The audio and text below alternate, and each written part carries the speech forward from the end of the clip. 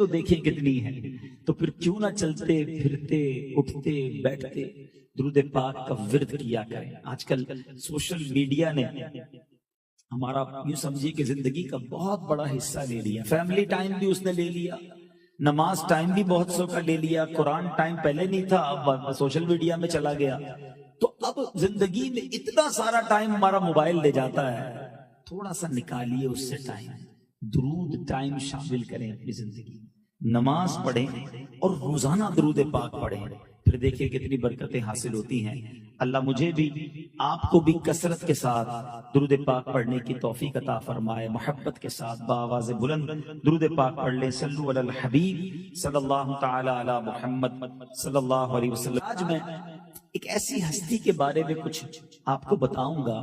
لوگ کہتے ہیں عادتیں اچھی ہونی چاہیے, اور واقعی نو ڈاؤٹ انسان اپنی عادتوں سے پہچانا جاتا ہے. اور آج کل تو بڑی بڑی کتابیں لکھی جا رہی ہیں کہ کامیاب لوگوں کی عادتیں, ٹاپ 10 ان کی ہیبٹس, اور لوگ اس پر باقاعدہ لیکچر سننے جاتے ہیں, ورک شاپس ہوتی ہیں کہ وہ کامیاب ہو گئے ان عادتوں کو اپنا کر.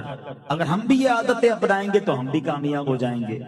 تو آج میرا جو ٹاپک ہے وہ انسان میں کون سی عادتیں ہیں جو ہونی چاہیے, اور پھر کس کو فالو کر کے ہم یہ سیکھ سکتے ہیں. سبحان اللہ. نبی پاک علیہ الصلوۃ والسلام کی ایک بڑی خوبصورت حدیث پاک ہے. آقا علیہ الصلوۃ والسلام فرماتے ہیں اچھی عادتیں 360 ہیں. There is a 360 habits. نبی پاک فرماتے ہیں کہ 360 اچھی عادتیں ہیں. اللہ کریم جب کسی سے بھلائی کا ارادہ کرتا ہے تو اس کی ذات میں ایک اچھی عادت پیدا فرما دیتا ہے. یعنی ایک اچھی عادت بھی کسی کی ذات میں آ جائے نا, یہ اللہ کی مہربانی ہے. اللہ نے بھلائی کا ارادہ کیا ہے اور اسی کے سبب اسے جنت میں بھی داخل فرما دیتا ہے. This is the importance of good habit. اچھی عادت کی امپورٹنس سمجھیں کہ 360 ہیں ٹوٹل اچھی عادتیں. اللہ جس سے بھلائی کا ارادہ فرماتا ہے اس میں ایک اچھی عادت عطا فرماتا ہے, اور اسی کے سبب اسے جنت میں بھی داخل کر دیتا ہے. اب سبحان اللہ, کوسچن دیکھیں. صدیق اکبر رضی اللہ تعالیٰ عنہ پیارے آقا کے ساتھ ہیں, عرض کرتے ہیں حضور کیا میرے اندر میں اسپیسیفک کوئی عادت موجود ہے؟ جو 360 عادتیں آپ کہہ رہے ہیں, کوئی ایک عادت حضور میرے اندر بھی موجود ہے؟ اللہ اکبر. اب ذرا آنسر سنیے گا. سرور کائنات علیہ الصلوۃ والسلام فرماتے ہیں اے ابو بکر تمہارے اندر یہ ساری عادتیں موجود ہیں. یہ ہے مرتبہ سیدنا صدیق اکبر رضی اللہ تعالیٰ عنہ کا. کیوں یہ 360 عادتیں ساری کیسے آ گئی؟ ساتھی کس کے تھے, دوست کس کے تھے, تربیت کس کی تھی؟ سبحان اللہ. نبی پاک علیہ الصلوۃ والسلام کے سفر و حضر میں ساتھی ہیں, ہر جگہ نبی پاک علیہ الصلوۃ والسلام کے ساتھ ہیں. اعلان نبوت فرمانے سے پہلے نبی پاک سے دوستی تھی. پیارے آقا علیہ الصلوۃ والسلام نے 40 سال کی عمر میں اعلان نبوت فرمایا, مگر کم و بیش جب نبی پاک کی عمر 20 سال تھی, جب سے صدیق اکبر رضی اللہ تعالیٰ عنہ نبی پاک کے دوست ہیں. اور اب جب نبی پاک علیہ الصلوۃ والسلام نے اعلان کیا, اللہ کی طرف بلایا, لوگوں نے بڑی مخالفت کی, بڑے مظالم کیے, مذاق اڑایا, مگر سبحان اللہ صدیق اکبر رضی اللہ تعالیٰ عنہ نے جیسے ہی سنا سب سے پہلے کلمہ پڑھ کر نبی پاک کے دامن سے وابستہ ہو گئے. ایسی قربت تھی نا کہ 360 عادتیں, وہ ساری خوبیاں نبی پاک کی تربیت سے ان کو حاصل ہو گئی. میرا یہ موضوع نہیں ہے, مگر میں ایک ٹاپک کو ٹچ کرتا ہوا نکلوں گا. نبی پاک کے طریقے کو سنت کہا جاتا ہے, تو پیارے آقا علیہ الصلوۃ والسلام کی سنتوں پر عمل کر کے انسان اپنی عادتوں کو بہتر کر سکتا ہے. اچھا ہو گیا ہے ہمارے معاشرے میں, ماشاءاللہ یہاں بھی کافی سارے نیک نمازی لوگ نظر آ رہے ہیں. ویسے ہماری دعوت اسلامی میں بہت سارے لوگ سنتوں پر عمل کرتے ہیں, مگر ہوا یہ ہے کہ اب کسی سے بات کریں نا کہ جناب آپ سنتوں پر عمل کرتے ہیں, تو لوگ کہتے ہیں ہاں ہم کرتے ہیں.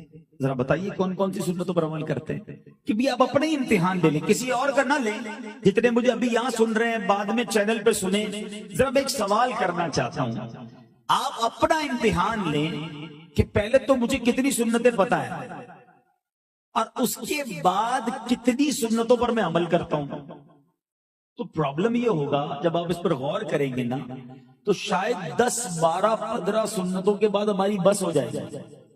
ہم کہیں گے ہاں میں سنت پر عمل کرتا ہوں, میرے چہرے پہ داڑھی ہے, میں سیدھے ہاتھ سے کھانا کھاتا ہوں, میں بسم اللہ پڑھ کے کھانا کھاتا ہوں, میں بیٹھ کر کھانا کھاتا ہوں, سر پہ جو امامہ باندھنے والے کہیں گے میں امامہ باندھتا ہوں, میں سنتوں والا لباس بھی پہنتا ہوں, میں سلام بھی کرتا ہوں, اور بتائیے تو شاید اگلی 2 4 5 سنتوں کے بعد چیپٹر کلوز ہو جائے گا. ایسا نہیں ہے. نبی پاک کی صرف یہ 10 15 سنتیں نہیں ہیں اور ہم نے انہی کو سنتیں سمجھ لیا. یاد رکھیے میٹھے اسلامی بھائیوں, ہم میں سے اکثر وہ ہیں جو لباس کی سنتیں اپنائے ہوئے ہیں, جو اپیرنٹ سنتیں ہیں, دکھنے والی سنتیں وہ تو اپنا لی ہم نے, داڑھی بھی رکھ لی, لباس بھی سنت والا پہن لیا, مذہبی نظر آنے بھی لگ گئے, کھانا بھی سیدھے ہاتھ سے کھایا, بریلینٹ, بہت اچھی بات ہے. مگر صرف یہی سنتیں نہیں ہیں. سچ بولنا بھی تو سنت ہے نا, حلال کمانا بھی تو سنت ہے, قرضہ وقت پر واپس لوٹانا بھی تو سنت ہے, وعدوں کی پاسداری بھی تو سنت ہے, پڑوسیوں کے ساتھ اچھا برتاؤ کرنا بھی تو سنت ہے, اپنی زوجہ کے ساتھ نرمی سے پیش آنا بھی تو سنت ہے, اپنے بچوں پر شفقت کرنا بھی تو سنت ہے, کاروبار کرنا ہے تو بات اپنی پوری کرنا, خالص چیز دینا, ملاوٹ سے بچنا بھی تو سنت ہے. ان سنتوں پر عمل کون کرے گا؟ صرف داڑھی رکھ لینا, صرف مذہبی نظر آ جانا اور کہنا میں سنتوں کا پیکر ہو گیا, نہیں میرے میٹھے اسلامی بھائیو. کردار کی سنتیں اور ہیں. جس کے چہرے پر سنت ہے اس کے اندر کردار کی سنت زیادہ ہونی چاہیے. ورنہ لوگ باتیں کرتے ہیں کہ دیکھو یار نبی پاک کی سنت, چہرے پہ سجائی, جھوٹ بولتا ہے, حرام کماتا ہے, وعدہ خلافی کرتا ہے, وقت پر پیسے نہیں لوٹاتا. یہ سمجھیے کہ نبی پاک کی پوری سیرت ہے. اللہ کرے کہ ہم لباس کی سنتیں بھی اپنائیں, ہم کردار کی سنتیں بھی اپنائیں, ہم اندر سے بھی نبی پاک کی سنتوں کے پیکر بن جائیں. یہ وہ عادتیں ہیں جو اگر ہمارے اندر آ جائیں تو پھر وہ دور آ سکتا ہے کہ ہمارے اسلاف وہ تھے کہ جن سے لوگ کاروبار کرتے تھے اور مسلمان ہو جاتے تھے, تبلیغ سے نہیں. جی ہاں, آج تو جا کر کسی کو پورا اسلام بتانا پڑتا ہے نا, تب جا کر اگر اس کو قرآن کی کوئی ڈیفینیشن سمجھ آ جائے, کوئی حدیث سمجھ آ جائے, کوئی آخرت کا خوف آ جائے, وہ کلمہ پڑھ لے, الگ بات ہے. پہلے کیا ہوتا تھا؟ پہلے کے دور میں کئی جگہوں پر تو بزنس ڈیلیگیشن گئے, عرب تجار گئے. کبھی جائیں فار ایسٹ کے اندر, آپ لوگ تو ٹریولر ہیں, بزنس کرتے ہیں, انڈونیشیا, ملائیشیا, سنگاپور, اب جائیں اس پوری پٹی پر, کروڑوں مسلمان ہیں. صحابہ کرام نہیں گئے یہاں پر, ہسٹری پڑھیں. 300 400 500 سال پہلے یہ اسلام پہنچا, اس سے پہلے نہیں تھا اسلام. کیسے پہنچا؟ وہاں عرب کے لوگ تجارت کرنے گئے تھے, بزنس کرنے گئے, مگر جب ان غیر مسلموں نے ان کی بزنس ڈیلنگ دیکھی, سچائی دیکھی, وعدوں کی پورا ہونا دیکھا, وقت پہ نماز پڑھتے ہونا دیکھا, ایمانداری دیکھی, کا اتنا اچھا مذہب ہے ان کا, کلمہ پڑھ کر مسلمان ہو گئے. پہلے ہمارے بزرگوں کے برابر میں پڑوسی کفار رہتے تھے, کافر پڑوسی, ان کا اخلاق دیکھتے تھے کہ پڑوسی ایسا ہوتا ہے, اتنا خیال رکھنے والا, اتنا برداشت کرنے والا. جب یہ ایسے تو ان کے آقا کیسے ہوں گے, ان کا مذہب کیسا ہوگا, کلمہ پڑھ کر مسلمان ہو جاتا. یہ وہ کردار کی سنتیں ہیں, یہ وہ کردار کی عادتیں ہیں. مجھے سچ بتائیے آج مسلمان کا کیا حال ہے؟ کیا ہم سے کاروبار کر کے کوئی مسلمان ہوگا؟ مسلمان پریشان ہے ہم سے کاروبار کر کے.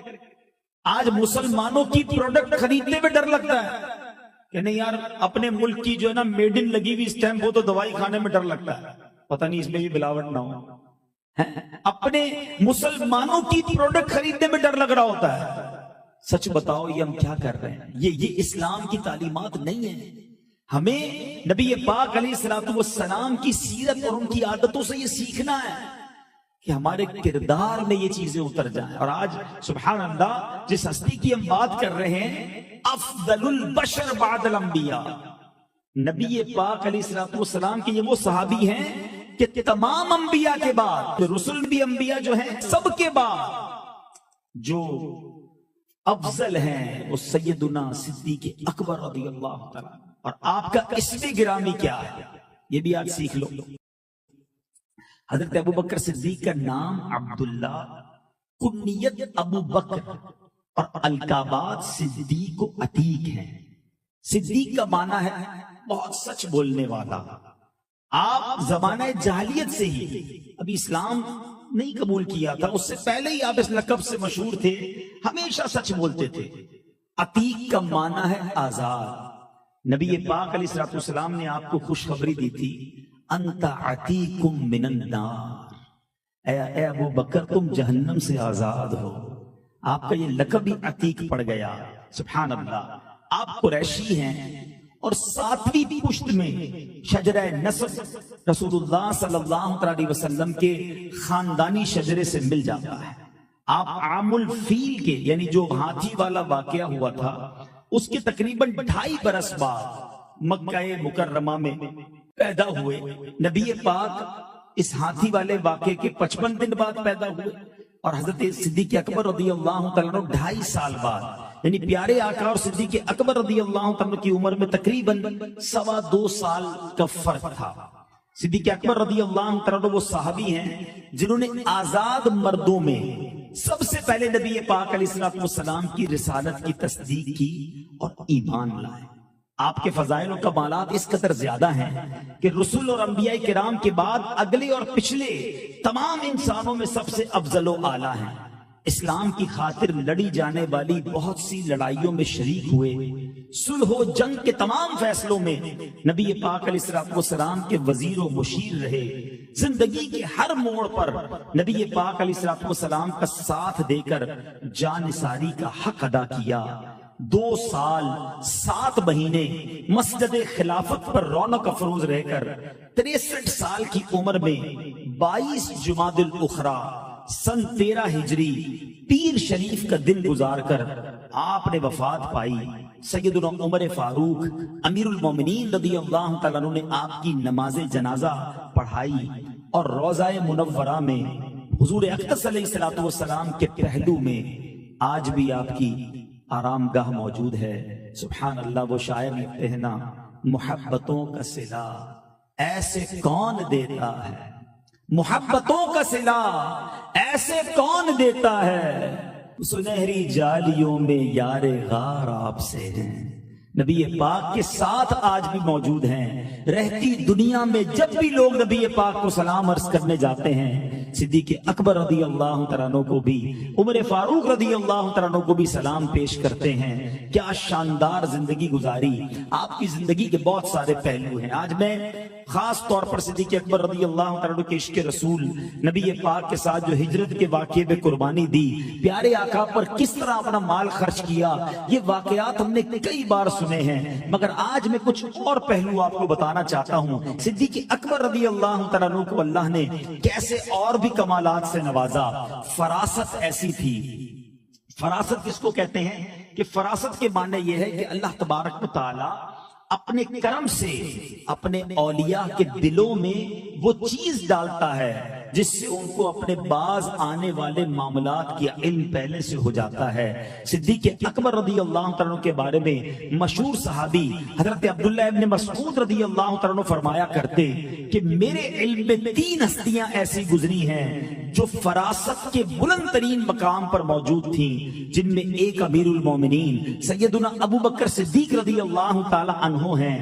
آپ کی فراست کیسی تھی کہ آپ نے اپنے بعد جس خلیفہ کو مقرر کیا، حضرت عمر فاروق رضی اللہ تعالیٰ عنہ میں وہ خوبیاں دیکھ لی تھی کہ آپ ان کو مقرر کر کے گئے، اور اس کے بعد جو فتوحات کا سلسلہ شروع ہوا، جو آدھی دنیا پر اسلام کا پرچم لہرایا، حضرت عمر فاروق کو سلیکٹ کرنا، یہ بھی حضرت ابو بکر صدیق رضی اللہ تعالیٰ عنہ کی ایک اعلیٰ فراست تھی. آپ کے اندر آپ کا جو اخلاق تھا، جو آج میرا مین ٹاپک ہے، ایک آپ کی فیملی میں ایک واقعہ ہوا.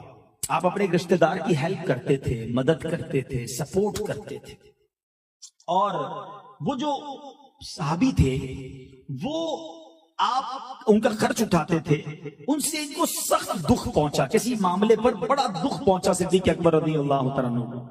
حضرت صدیق اکبر رضی اللہ تعالیٰ عنہ نے ان صحابی کا خرچہ روک لیا اور قسم کھائی کہ آئندہ میں کبھی اس کی مدد نہیں کروں گا. اب مثال کے طور پہ ہمارے ساتھ بھی ایسا ہو سکتا ہے، ہم کسی کی ہیلپ بھی کرتے ہوں، سپورٹ بھی کریں، ہمارا دل دکھا دے. اب دل دکھے گا تو ہم کہیں گے بس اب تو ختم، ایک تو اس کی اتنی محنت کروں، اس کی ہیلپ کروں، اس کو سپورٹ کروں، اور یہ میرے ہی خلاف بات کرے، میرا ہی دل دکھائے، ہم فوراً اس سے تمام ناطے بند کر دیتے ہیں، ہیلپ کا دروازہ بند کر دیتے ہیں۔ صدیق اکبر رضی اللہ تعالیٰ عنہ نے بھی، صحابی کا نام تھا حضرت مصطح رضی اللہ تعالیٰ، آپ نے ان سے مدد نہ کرنے کی قسم کھا لی کہ اب میں مدد نہیں کروں گا۔ اب آپ کے اس عمل پر قرآنی آیت نازل، جبریل امین قرآن کی آیت لے کر آئے، سنیے گا ذرا قرآن کی آیت۔ اللہ تعالیٰ فرماتا ہے وَلَا يَأْتَلِ أُولُو الْفَضْلِ مِنْكُمْ وَالسَّعَةِ أَنْ يُؤْتُوا أُولِي الْقُرْبَى وَالْمَسَاكِينَ وَالْمُهَاجِرِينَ فِي سَبِيلِ اللَّهِ وَلْيَعْفُوا وَلْيَصْفَحُوا أَلَا تُحِبُّونَ أَنْ يَغْفِرَ اللَّهُ لَكُمْ وَاللَّهُ غَفُورٌ رَحِيمٌ۔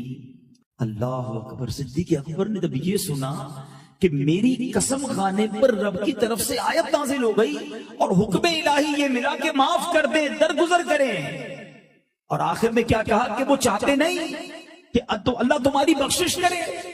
صدیق اکبر کہتے ہیں میں بخشش چاہتا ہوں مولا، میں نے معاف کیا، میں نے درگزر کیا، اپنی قسم کا کفارہ ادا کیا، اور پھر سے آپ نے وظیفہ جاری کر دیا، پھر سے آپ نے ان کی مدد کرنا شروع کر دی۔ اللہ اکبر۔ اس آیت کے تحت مفسرین کرام فرماتے ہیں کہ صدیق اکبر رضی اللہ عنہ کا مرتبہ بھی پتہ چلتا ہے کہ اللہ نے قرآن میں نے کیا کہا، فضل والے۔ آپ کو پتہ ہے سب سے زیادہ صدقہ دینے کا ثواب کس کو ہے؟ اب ذرا غور سے سنیے، اس آیت کے تحت بات جلدی سمجھ آ جائے گی۔ وہ رشتہ دار جو آپ سے کینہ رکھتا ہے، وہ رشتہ دار جو آپ سے دشمنی رکھتا ہے، زیادہ ثواب اس کو صدقہ دینے کا ہے نا۔ مشکل کام بندہ کہ اس کو کدھر سے دوں بھائی، سارا دن میری برائی کرتا ہے، سارا دن میرے خلاف۔ اللہ اکبر، کیا پیارا مذہب ہے کہ جب تم اسے تحفہ دو گے، اسے صدقہ بھجواؤ گے، اس کے گھر پہ عیدی بھجواؤ گے، کوئی سامان بھجواؤ گے، اس کے دل میں نرمی آ جائے گی اور محبت پیدا ہوگی، رشتہ داری جڑ جائے گی۔ یہ امتحان ہے تمہارا۔ دیکھیں یہ کوئی کمال نہیں ہے، مجھے آپ مثال کے طور پہ کوئی بھائی کھڑے ہوں اور مجھے کوئی تحفہ دیں، میں ان کا شکریہ ادا کروں، میں بھی کوئی قلم نکال کے دے دوں، یہ کیا کمال کیا؟ امتحان، عادت کہتے ہیں نا، عادت کا امتحان کب شروع ہوگا، اخلاق کا امتحان کب شروع ہوگا؟ جب آپ کے ساتھ کوئی بدتمیزی کرے، اور اب آپ کا ٹالرنس لیول کیا ہے، اب آپ کے برداشت کا لیول کیا ہے۔ لوگ کہتے ہیں جناب ہم شریف کے ساتھ شریف ہیں، بدماش کے ساتھ بدماش ہیں۔ مجھے آج تک سمجھ نہیں آئی کہ یہ بدماش والا بٹن لگا ہوا کدھر ہے آپ کے اندر، کہ جب کوئی بدماش آتا تو آپ بھی آستینے چڑھا کے شروع ہو جاتے ہیں۔ بھائی شریف آدمی شریف کے ساتھ بھی شریف ہوتا ہے، بدماش کے ساتھ بھی شریف ہوتا ہے، جب بھی تو بدماش سدھرے گا نا۔ ایک گالی دے دے تو اچھا خاصا نیک نمازی کہتا ہے میں بتاتا ہوں، اور واقعی وہ بتاتا ہے میں کیا ہوں، وہ کہتا ہے میں بتاتا ہوں میں کون ہوں، واقعی اتنی گالیاں دے گا کہ پتہ چل جاتا ہے وہ کون ہے۔ حیران ہو جاتے ہیں کبھی کبھی تو داڑھی والے مذہبی لوگ غصے میں آتے تو پتہ نہیں کیا کیا بول رہے ہوتے۔ نہیں جناب، نبی پاک علیہ الصلوۃ والسلام کی عادت کریمہ سے سیکھیں۔ نبی پاک کی پچھلی کتابوں میں بھی یہ شان لکھی تھی کہ پیارے آقا کے ساتھ جتنا مس بہیو ہوگا، نبی پاک علیہ الصلوۃ والسلام کا ٹالرنس لیول، حلم اور بردباری اتنا ہی بڑھتا چلا جائے گا، آپ کی نرمی اتنی ہی بڑھتی چلی جائے گی۔ شعر تو سنتے ہیں کہ سلام اس پر کہ جس نے گالیاں سن کر دعائیں دی، سلام اس پر کہ جس نے خون کے پیاسوں کو کبائیں دی۔ ہماری گاڑی کو کوئی ٹچ کر دے غلطی سے، ہم اس کو معاف نہیں کرتے، او ہو پھر تو وہ روڈ پہ جھگڑا ہوگا، ارے غلطی سے ہو گیا بھائی۔ لیکن نہیں، تیار، ہر بندہ لڑنے کے لیے تیار ہے، ریڈی ٹو فائٹ۔ وہ آج کل آئٹم میں آتے ہیں ریڈی ٹو ایٹ، ایسا لگتا ہے ہر آدمی ریڈی ٹو فائٹ ہے، بس موقع دو دیکھو کیسی لڑائی کروں گا۔ یہ اسلام نہیں ہے۔ ہم اچھی عادتوں کے بارے میں سیکھ رہے ہیں، اسلام نرمی کا، درگزر کا۔ پھر سنو یار، یہ خدا کی قسم یہ آیت بار بار پڑھنے والی ہے۔ اللہ نے پہلے ایک حکم دیا، عادت بتائی، اور پھر اس کا ریوارڈ، اس کا انعام بتایا، وَلْيَعْفُوا وَلْيَصْفَحُوا، اور معاف کرو اور درگزر کرو۔ وَلْيَعْفُوا وَلْيَصْفَحُوا، معاف کرو، درگزر کرو۔ پھر اللہ خود فرماتا کیا چاہتے نہیں کہ اللہ تمہیں بخش دے؟ اللہ بخشنے والا مہربان ہے، واللہ غفور الرحیم۔ یقین کرو جب کوئی دل دکھائے نا، کوئی دل توڑے، کوئی تکلیف پہنچائے، انسان ہے، سب کے ساتھ ہوتا ہے. یہ آیت یاد کر لینا، صدیق اکبر کا یہ وصف یاد کر لینا کہ یا اللہ میں اسے معاف کرتا ہوں، تو مجھے معاف کر دے. تو نے صدیق اکبر کو تو قرآن میں فرمایا کہ اللہ بخشنے والا مہربان ہے، میں بھی ان کا غلام ہوں، صحابہ کا چاہنے والا ہوں. اللہ میں چھوٹی سی کوشش کر رہا ہوں، میں اپنے ملازم کو معاف کر رہا ہوں، میں اپنی بیوی کو معاف کر دیتا ہوں. بیوی سے بھی بعض اوقات تکلیف ہوتی ہے. اگر بہنیں مجھے سن رہی ہیں، آپ اپنے شوہر کو معاف کر دیں. بہت پہنچاتے ہیں شوہر تکلیف، پتہ ہے ہمارے پاس تو خط آتے ہیں، گالیاں دیتے ہیں، مارتے ہیں، پتہ نہیں کیسے لوگ ہیں اپنی بیوی پر ہاتھ اٹھاتے ہیں، بری بری باتیں کرتے ہیں، نشہ کر کے گھر آتے ہیں. نہ کرو ایسا. بیوی ہے تو اس کا مطلب یہ نہیں کہ اس کے پاس دل نہیں. اس کو جو بولنا ہے، جیسے بولنا ہے، جیسے سنانا سنا کے چلے جاتے ہیں، وہ روتی رہتی ہے. مگر اللہ کی بارگاہ میں اس کا بھی جواب دینا ہوگا. باپ اگر ہے تو بیٹے کو معاف کر دے، بیٹے کو اگر باپ سے تکلیف ہے معاف کر دو. ارے تھوڑی سی زندگی ہے، دل میں رکھ کے نہ گزارو. دشمنیاں پال کے زندگی گزارو گے، یہ زندگی تکلیف سے ہو جائے گی. ٹینشن میں رہو گے. لوگوں کو شوگر ہو گئی، بلڈ پریشر، فرسٹریشن، اتنی بیماریاں ہیں. اس کے پیچھے دیکھو تو کسی سے دشمنی پالی ہے، کسی کا حسد پالا ہے، کسی کی باتیں سوچتے رہتے ہیں، کسی کے لیے نیگیٹو سوچتے رہتے ہیں. فیملی کے اندر جناب عجیب گھوٹالے بنے ہوئے ہیں. ساس بہو سے پریشان، بہو ساس کے بارے میں سوچتی رہتی ہے. سب ایک دوسرے کو معاف کر دو، اللہ بخشنے والا ہے. اگر آج تم کسی بندے کو، کسی بندی کو معاف کر دو گے، وہ کریم تمہارے گناہ معاف فرما دے، وہ ہماری بخشش کر دے. اس سے بڑھ کر ہمیں کیا چاہیے؟ لوگ کہتے نہیں میں معاف نہیں کروں گا.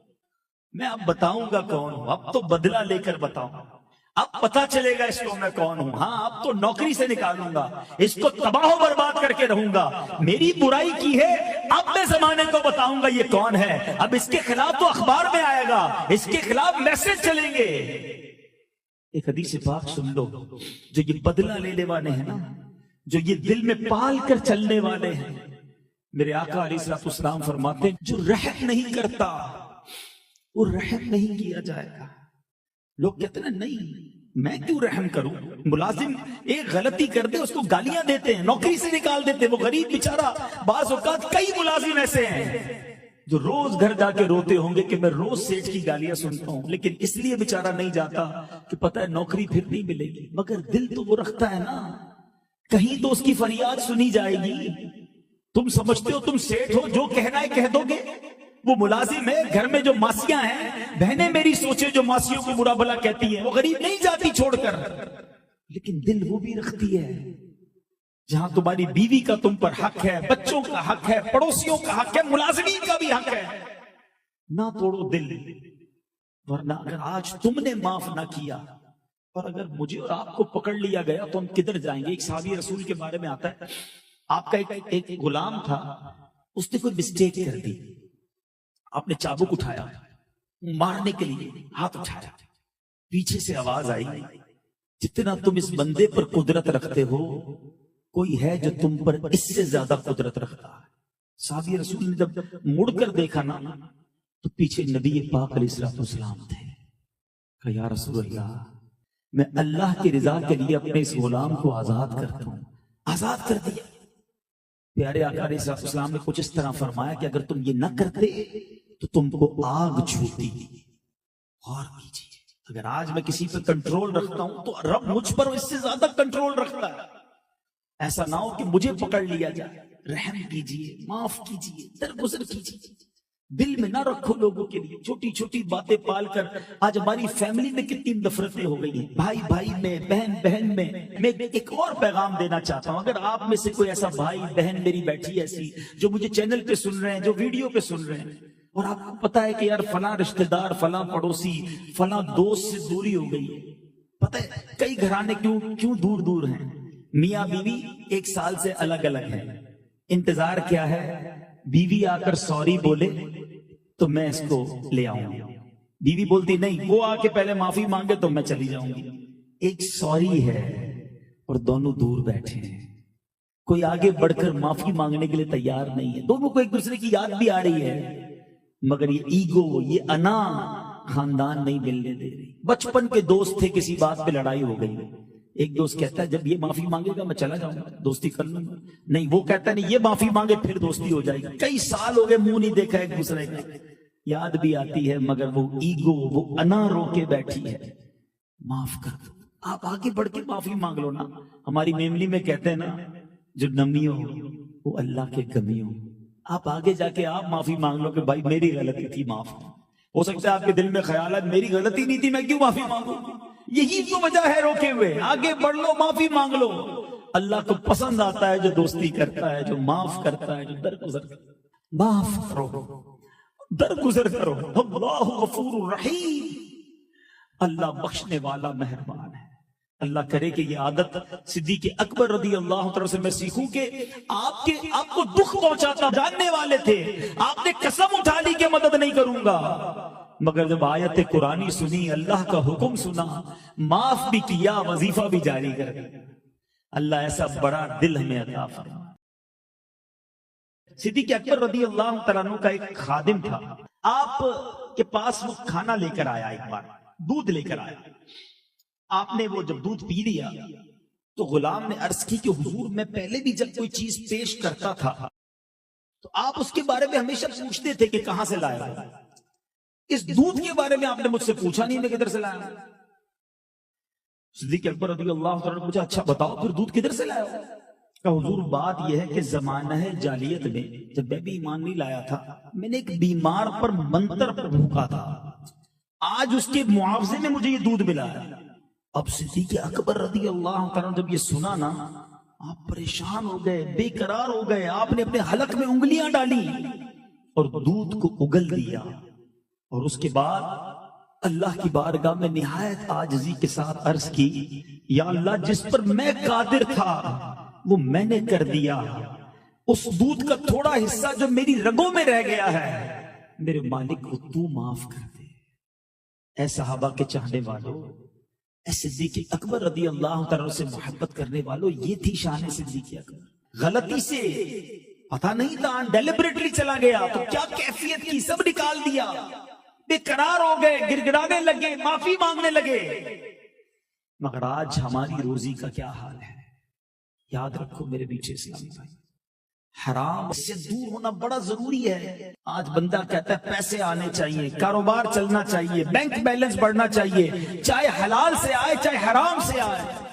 نہیں میرے بیچے اسلامی بھائی, ہم پھر کہتے ہیں ہماری عبادت میں ہمیں رونق نہیں ملتی, روحانیت نہیں ملتی, دعائیں قبول نہیں ہوتی, پریشانیاں دور نہیں ہوتی. حرام کماؤ گے, حرام کھاؤ گے تو کدھر سے برکتیں ملیں گی. حضرت موسیٰ علیہ السلام کے بارے میں آتا ہے, آپ نے ایک شخص کو دیکھا, وہ ہاتھ اٹھا کر رو رو کر اللہ کی بارگاہ میں فریاد کر رہا تھا. حضرت موسیٰ نے عرض کی مولا اس کی دعا قبول کیوں نہیں فرماتا. اللہ نے فرمایا موسیٰ یہ اتنا روئے کہ روتے روتے مر جائے, اتنے ہاتھ اٹھائے کہ اس کے ہاتھ آسمان کو چھو لیں, میں نے اس کی دعا قبول نہیں کرنی. یا اللہ کیا وجہ ہے. فرمایا موسیٰ وجہ یہ ہے کہ جو یہ کھاتا ہے وہ حرام ہے, یہ جو پہنا ہوا ہے یہ حرام ہے. اگر کھانا حرام ہے, لباس حرام ہے, کمائی حرام ہے, تو پھر دعائیں قبول نہیں ہونی, پھر عبادتیں قبول نہیں ہونی. جس کے پیٹ میں حرام کا ایک لقمہ جاتا ہے فرشتے اس پر لعنت کرتے ہیں. خدا را سمجھو جو میرے اور آپ کے نصیب میں ہے نا وہ کوئی چھین نہیں سکتا ہے, اور جو میرے اور آپ کے نصیب میں نہیں وہ کوئی دے نہیں سکتا ہے. صبر کرو, اللہ حلال میں ہی دے گا. جلد بازی, شارٹ کٹ کہ نہیں جناب حلال کمائیں گے تو پیچھے رہ جاؤں گا, ساری مارکیٹ آگے بڑھ گئی, سب نے بڑے بڑے بنگلے بنا لیے, میں تو کرائے کے گھر میں ہی رہ جاؤں گا. ذرا سوچو, اس ریس میں لگے رہے اور حرام کما لیا تو بربادی مقدر ہے. اللہ مجھے اور آپ کو یہ بات اللہ کرے میرے اور آپ کے دل میں راسخ ہو جائے کہ مجھے اور آپ کو ایک ایک لقمہ حلال کا کمانا ہے, ہمارے بچوں کو بھی حلال کھلانا ہے, ورنہ بچے بھی نافرمان ہو جائیں گے. صدقہ دو گے تو صدقہ بھی قبول نہیں ہونا ہے.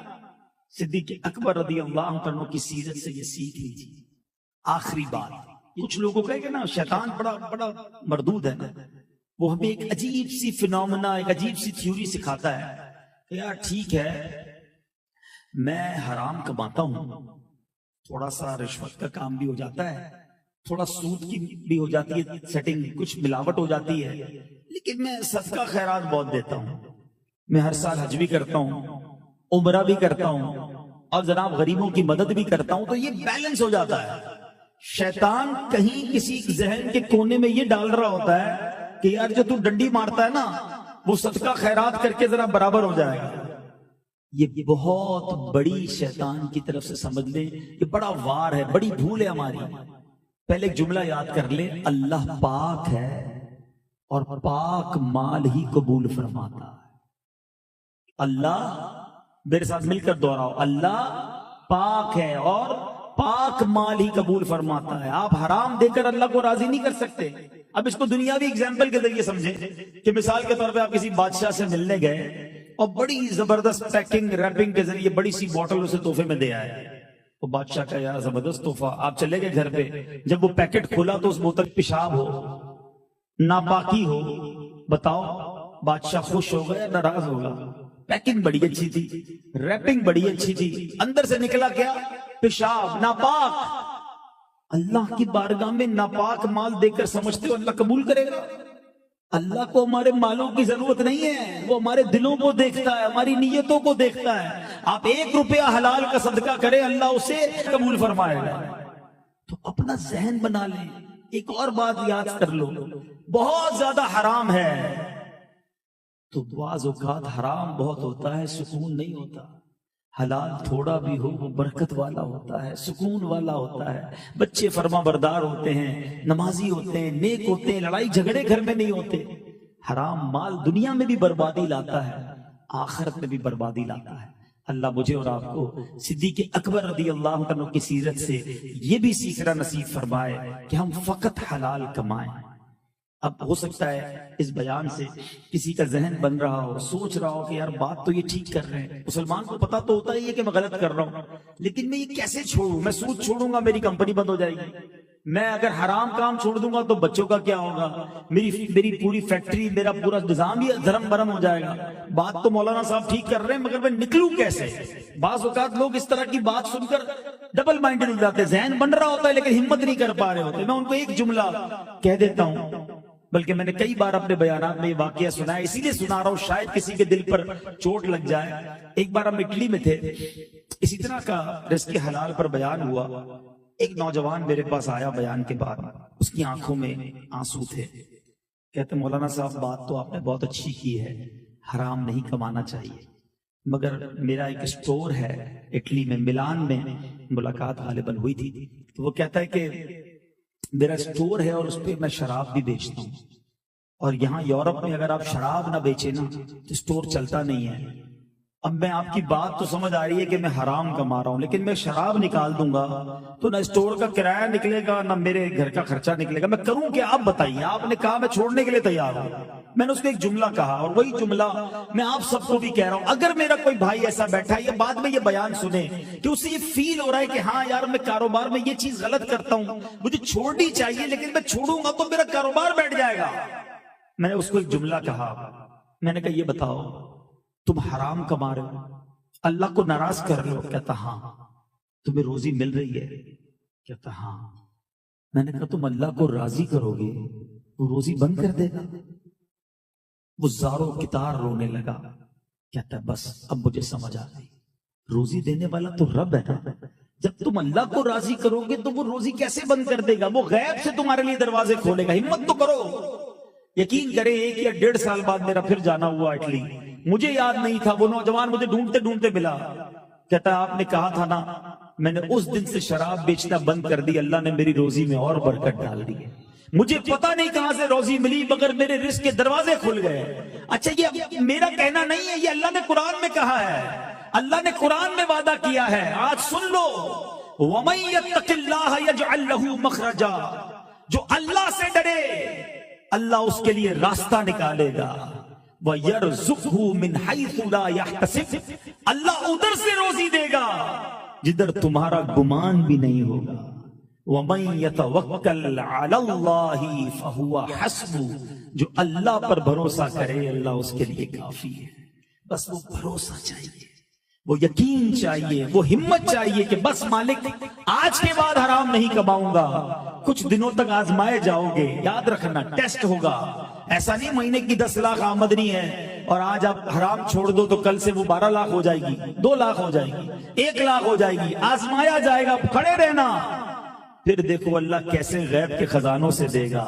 بے شک تھوڑا بھی ہوا اللہ اس میں برکت ڈالے گا, سکون ڈالے گا, صحت ڈالے گا, بچوں کی خوشیاں ڈالے گا, تمہیں ٹینشن فری کر دے گا.